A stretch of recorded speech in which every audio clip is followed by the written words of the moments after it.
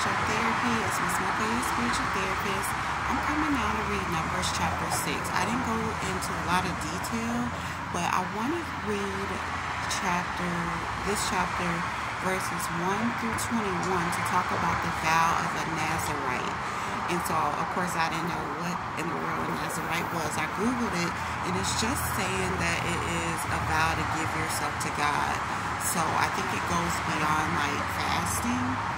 It is like specific things you need to do so that you can separate yourself from others and be only,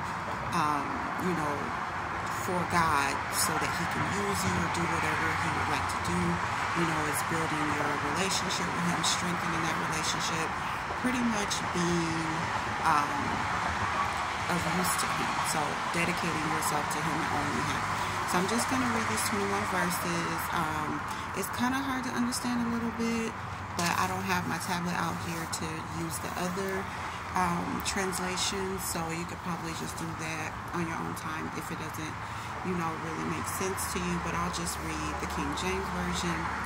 Okay, so it starts by saying, "The Lord spake unto Moses, saying, Speak unto the children of Israel, and say unto them, when either man or woman shall separate themselves to vow a vow of a Nazarite, to separate themselves unto the Lord, he shall separate himself from wine and strong drink," which is alcohol, "and shall drink no vinegar of wine or vinegar of strong drink, neither shall he drink any liquor of grapes, nor eat moist grapes or dried." So no eating grapes, no drinking of wine or alcohol or vinegar, of any of the alcohol. Okay, so you have to separate yourself from alcohol. "All the days of his separation shall he eat nothing that is made of the vine tree, from the kernels even to the husk. All the days of the vow of his separation there shall no razor come upon his head," so no cutting of the hair. "Come upon his head until the days be fulfilled. And the which he separated himself unto the Lord, he shall be holy, and shall let the locks of the hair of his head grow." So I just wanted to stop there because it says he shall let the locks of his hair grow on his head. So that is giving a description of what the children of Israel's hair looked like. They had locks. So keep that in mind when we're trying to figure out who we are, who the children of Israel are. There are plenty of descriptions describing what they look like, who they are. So I just wanted to point that out. And verse 6 says, "All the days that he separated himself unto the Lord, he shall come at no dead body. He shall not make himself unclean for his father, or for his mother, for his brother, or for his sister when they die, because the consecration of his God is upon his head." So no going to funerals, no being around graves or dead bodies or anything like that when you are in this vow period. And so all the days of his separation he is holy unto the Lord. "And if any man die very suddenly by him, and he have defiled the head of his consecration, then he shall shave his head in the day of his cleansing. On the 7th day shall he shave it." So that's only if he happens to come into contact suddenly with the dead body. "And on the 8th day he shall bring 2 turtles or 2 young pigeons to the priest to the door of the tabernacle of the congregation.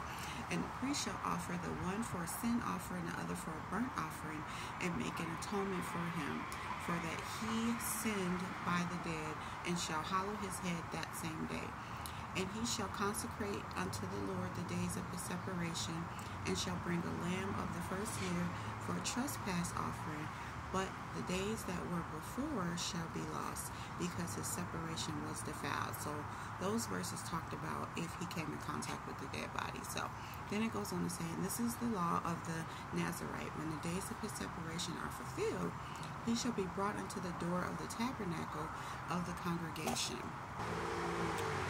And he shall offer his offering unto the Lord, 1 he lamb of the first year without blemish for burnt offering, and 1, I think it's lamb of the first year without blemish for a sin offering, and 1 ram without blemish for peace offerings, and a basket of unleavened bread, cakes of fine flour mingled with oil, and wafers of unleavened bread anointed with oil, and the meat offering and their drink offerings. So you're going to give all these offerings up to the Lord. And the priest shall bring them before the Lord, and shall offer his sin offering and his burnt offering. And he shall offer the lamb for a sacrifice of peace offerings unto the Lord, with the basket of unleavened bread. The priest shall offer also his meat offering and his drink offering.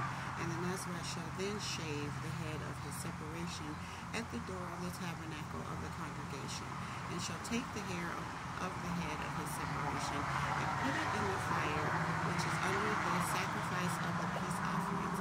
And the priest shall take the sodden shoulder of the ram, and one unleavened cake out of the basket, and one unleavened wafer, and shall put them upon the hands of the Nazarite after the hair of his separation is shaven. And the priest shall wave them for a wave offering before the Lord.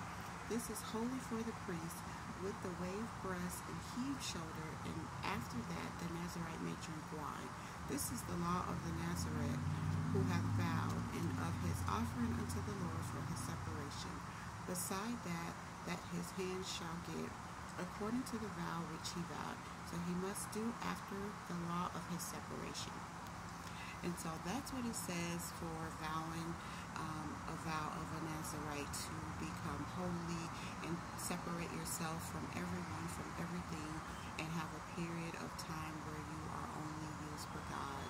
Now, as far as us trying to do this in today's world, I believe we can, but I'm not sure as far as the offerings, how we are to offer up things to Him, or how we are to, cut our hair and burn it, So if you want to try to do this, I would say speak to God about it first, and let Him know your heart what you should do as far as offerings, and how you should, what you should do about the cutting of your hair and burning it, because again, these were said back in Bible time, so I don't know how He wants us to give all these certain types of offerings, and how we would go about,